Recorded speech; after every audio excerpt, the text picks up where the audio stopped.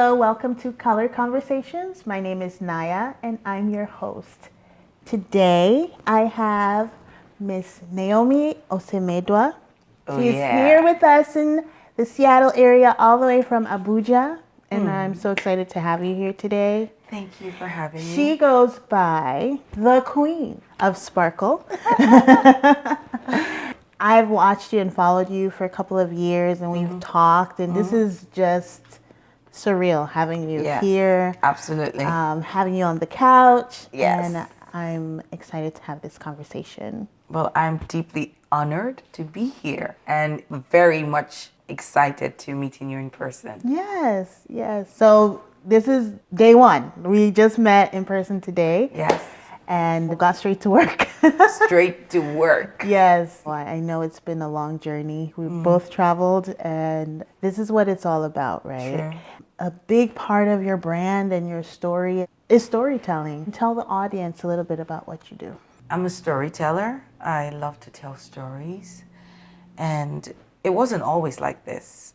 I mean, before I became the Sparkle Queen, there was a dark side. I just like the theatrics, the dark side. I could be dramatic. So No, November cool. 2000, I ran away from home at the age of 22. It was a pretty crazy move. I still think about it and I was like, what were you thinking? Because I walked away from everything, my family, my life that I knew of, and just was ready to go on this journey. I wasn't sure what was on the other side. 9 years later, I came out alone, single, divorced with 2 kids, a victim of domestic abuse, wondering how did I get here? And it took a lot to pick myself up again. But one of the things I knew was I was not going to allow my past define the future that I could have. There was a lot of forgiveness. I needed to forgive myself and everyone that was a part of that process so I could move on, because I learned early enough that forgiveness is not about the other person. It's the greatest gift that you can give to yourself. And so for me, that was important. And my journey began to healing. And in the process, I was sharing my story and people would resonate and say, oh my goodness, I'm inspired.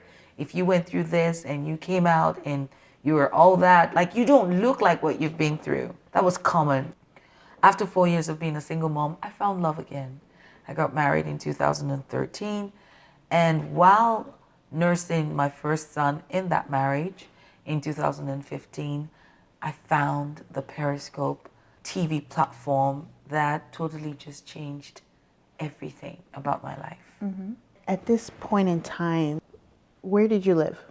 I was in Abuja, Nigeria, and that's where I still live. That's home. Being live on Periscope was intriguing but scary because I didn't know anything about social media. I was always the last on social media. The only pictures you would see of me would be if my church took a picture and they tagged me. I just thought it was rocket science. Yeah. But I also was amazed at just touching a button and people could come in from different parts of the world.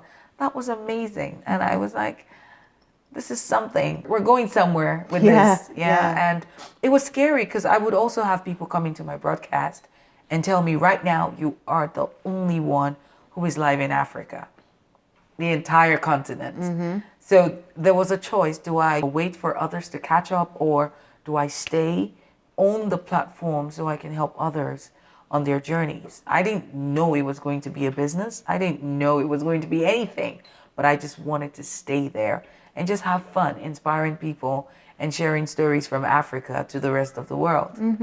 In a short time, I came up with a quote: why be local when you can be global? Because I was using my journey as an example of all that I know, I'm able to share with other people in other parts of the world. So it doesn't matter what you have to offer. There's a global market. The first time I actually knew this was something was when someone offered to pay me. She was like, how much do you charge? I want to know how to use videos. And then I was like, oh, wow, okay. So people can pay me for this?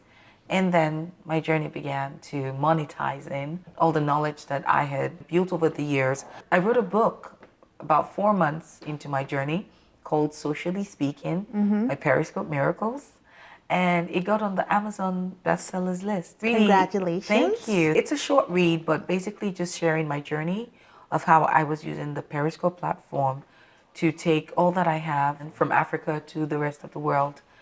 And from there, I created my first online course. I started getting speaking engagements. I got invited to speak at TEDx. And I saw personally the power of visibility. And this is what I teach today. It doesn't matter what you know, what you can do. If you're not being seen and heard, it's as good as you not existing in the first place. So I think a lot of people, especially on the African continent, are doing amazing stuff. Absolutely. But there is that mindset of, I'm okay here. I just want to serve my local community. And I want us to start thinking global, because we get a lot of things we use on our side that are from the international market.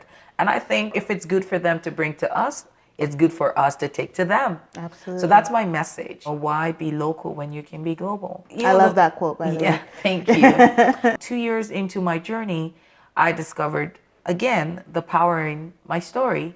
And so I founded a movement called the Women with Stories International. Oh. And we share stories of women from all across the globe, encouraging women to own their unique stories, find their cure so they can serve others. So we believe at the Women with Stories, your story is your gift. Whatever it is you've gone through that you survived has given you a cure. And the cure is not just for you, it's so that you can serve others. Oh, that's amazing. Thank you.